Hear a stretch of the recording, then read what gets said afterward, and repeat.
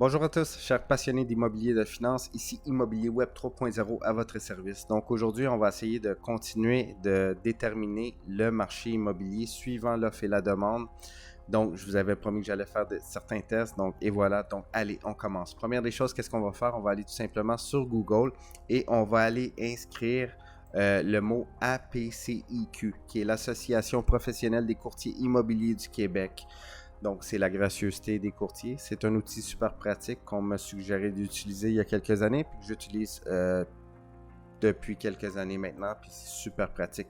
Donc, vous allez sur baromètre ici, puis par la suite, tout simplement, vous allez consulter les baromètres. Donc, ici, ça va vous donner plein d'indices. Donc, voyez ici, sur le deuxième trimestre, parce qu'on a les données du deuxième trimestre. Guys, janvier, février, mars, c'est le premier trimestre. Avril, mai, juin, c'est le deuxième trimestre, ainsi de suite, pour qu'on comprenne les trimestres. Donc, on voit que le deuxième trimestre 2022 par rapport au deuxième trimestre 2021, les ventes de moins 13%, inscription 1%, prix médian 14%. Donc, les archives, moi, qu'est-ce que j'aime? Parce qu'on parlait, avant les 2 dernières années, on parlait d'augmentation de 8%. Donc, ici, vous voyez le prix, on était à 7% dans le deuxième trimestre 2017. Donc, si on continue, moi, celui que je veux qu'on regarde ici, c'est le deuxième trimestre 2021, l'année passée. C'est assez ouf. Donc, qu'est-ce qu'on voit ici? On voit que ça a été, les ventes ont été augmentées de 60%, les inscriptions moins 15%, puis le prix des unifamiliales 32%. Donc, plus de ventes, moins d'inscriptions, puis les prix ont continué à monter. Donc, c'était pas normal. C'était assez ouf. Donc, ici, on parle des 5 algorithmes que je vous parlais. 1. Portrait sociodémographique. Toujours intéressant de connaître la portion des propriétaires, la portion des locataires, le taux d'inoccupation. 2. Les taux hypothécaires depuis 2022. On est en train de connaître des augmentations. L'indice de confiance des consommateurs. Donc, c'était positif à pareille date, deuxième trimestre l'année passée. Donc, c'est sûr qu'on est à 40%. Puis ici, le marché du travail.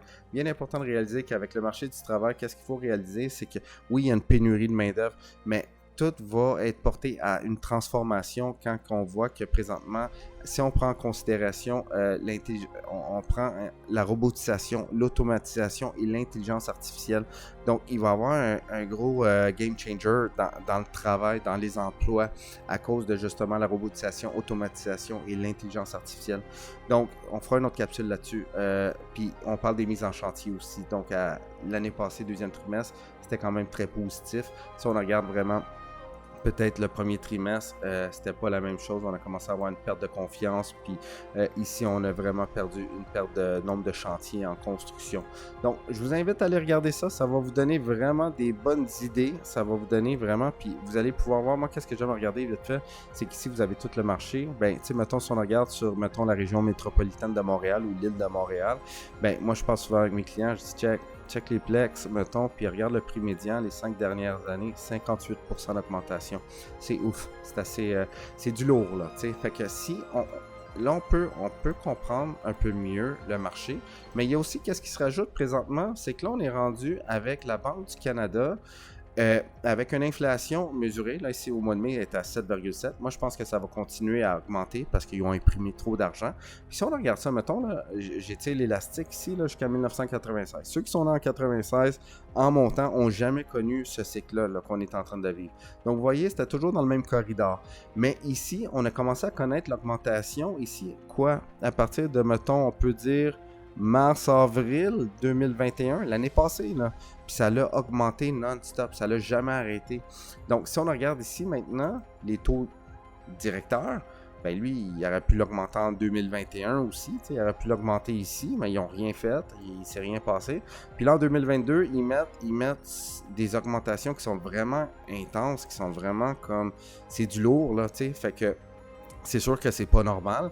Puis, tu sais, je suis honnête avec vous, si on voudrait descendre l'inflation, il faudrait quasiment monter les taux directeurs plus haut que l'inflation. Mais on peut pas faire ça parce que ça va comme collapse.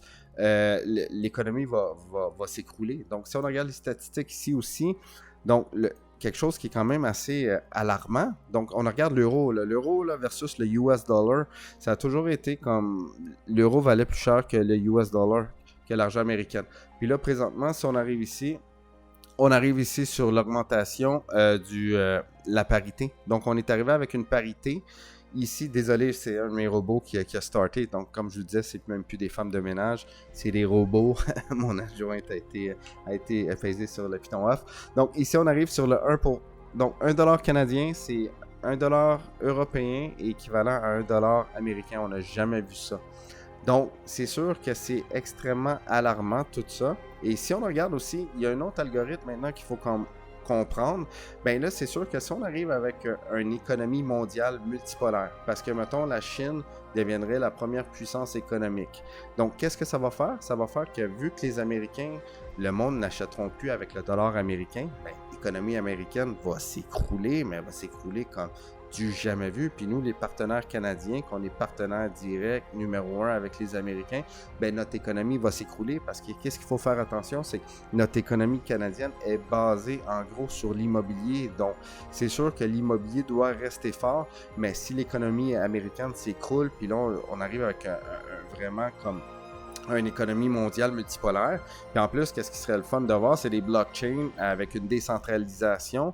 Ça pourrait amener un certain équilibre aussi à quelque part. Donc, c'est sûr qu'on va continuer à analyser tout ça. Écoutez, si vous avez besoin plus d'analyse, d'astuces et de décodage en immobilier finance, suivez-moi. Ça va me faire plaisir de vous aider. Bonne journée à tous.